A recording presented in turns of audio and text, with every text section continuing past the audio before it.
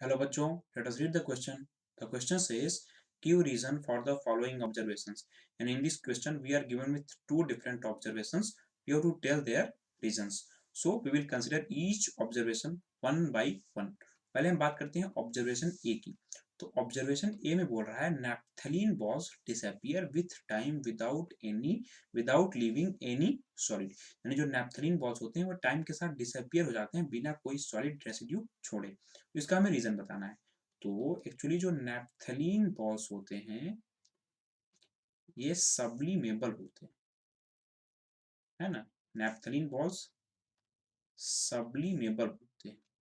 अब सब्लिमेबल कहने का क्या मतलब, तो कुछ सब्सटेंसेस में ऐसी प्रॉपर्टी होती है कि वे यदि सॉलिड स्टेट से थोड़ा सा हीट किए जाएं तो वे डायरेक्टली वेपर स्टेट में चेंज हो जाते हैं without undergoing into liquid state, और वेपर से कूल किया जाए तो डायरेक्टली सॉलिड में चेंज हो जाते हैं without undergoing into liquid state. ये प्रॉपर्टी नैप्थलीन बॉल्स में प्रेजेंट होती है। नैप्थलीन बॉल्स सॉलिड फॉर्म में प्रेजेंट हो रहे होंगे, है ना। तो रूम टेम्परेचर पे ही उनका सब्लिमेशन हो जाता है ना।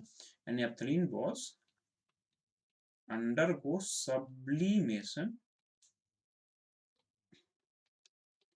एट रूम टेम्परेचर, यानी रूम टेम्परेचर पर ही जो नैप्थलीन बॉल सॉलिड फॉर्म में होंगे वे वेपर फॉर्म में चेंज होना शुरू हो जाएंगे। एंड नैप्थलीन के वेपर्स फॉर्म होना शुरू हो जाएंगे, यानी और टाइम के साथ क्या होगा कि पूरा का पूरा नैप्थलीन जो बॉल्स हैं नैप्थलीन के वेपर्स में यानी नैप्थलीन के गैसियस स्टेट में चेंज होके एयर में चले जाएंगे।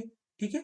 और टाइम के साथ अल्टीमेटली कोई भी सॉलिड रेसिड्यू नहीं बचेगा। सारा का सारा जो सॉलिड नैप्थलीन था वो गैसियस फॉर्म में एयर में चला जाता है। यानी all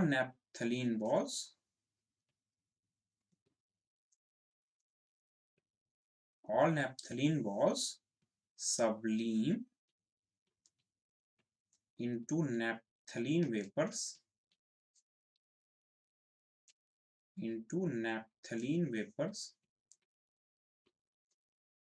with टाइम के साथ सारा का सारा नैप्थलीन बॉल नैप्थलीन वेपर्स में चेंज हो जाता है एंड अल्टीमेटली डिसअपियर कर जाता है विदाउट लीविंग एनी सॉलिड। ठीक है। यानी जो मेन रीजन है नैप्थलीन बॉल्स के डिसअपियर होने का वो है सब्लिमेशन। हम बात करते हैं ऑब्जर्वेशन बी की। तो ऑब्जर्वेशन बी में बोल रहा है कि we can get the smell of perfume sitting several metres away, यानी कई मीटर दूर बैठे हुए भी हम स्मेल की परफ्यूम को प्राप्त कर सकते हैं। ऐसा क्यों? तो एक्चुअली परफ्यूम जो होता है लिक्विड स्टेट में जो होता है, क्योंकि जो परफ्यूम बॉटल में होता है वो तो लिक्विड फॉर्म में ही होता है, तो वो एक वोलेटाइल लिक्विड होता है ना। वो वोलेटाइल होता है। वोलेटाइल कहने का क्या मतलब है कि आसानी से वेपर स्टेट में चेंज होने की प्रॉपर्टी रखता है, एबिलिटी रखता है, यानी can easily change into vapour. अब कोई भी पर्सन जब परफ्यूम अप्लाई करता है तो परफ्यूम जो है वो वेपर के फॉर्म में चेंज हो जाता है बीइंग वोलेटाइल। अब वेपर के फॉर्म में चेंज होने के बाद वो एयर के साथ मिक्स करके स्प्रेड करता है ना, यानी डिफ्यूजन करता है। ठीक है। यानी परफ्यूम वेपर्स जो हैं,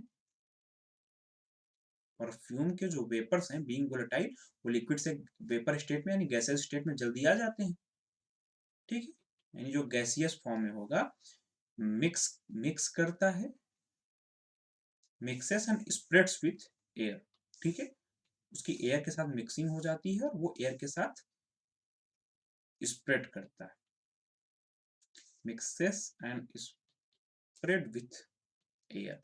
अब किसी भी एक सब्सटेंस की दूसरे सब्सटेंस के साथ मिक्सिंग और स्प्रेडिंग ही कहा जाता है डिफ्यूजन।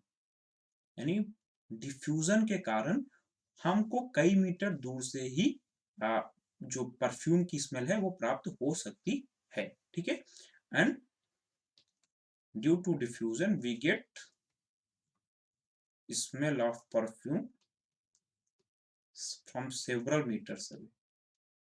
है क्यों? क्योंकि जो पूरा का पूरा परफ्यूम है वो एयर के साथ डिफ्यूज कर जाता है और हमको कई मीटर तक उसकी स्मेल प्राप्त हो जाती है। यानी सेकंड ऑब्जर्वेशन का जो मेन रीजन है वो है डिफ्यूजन।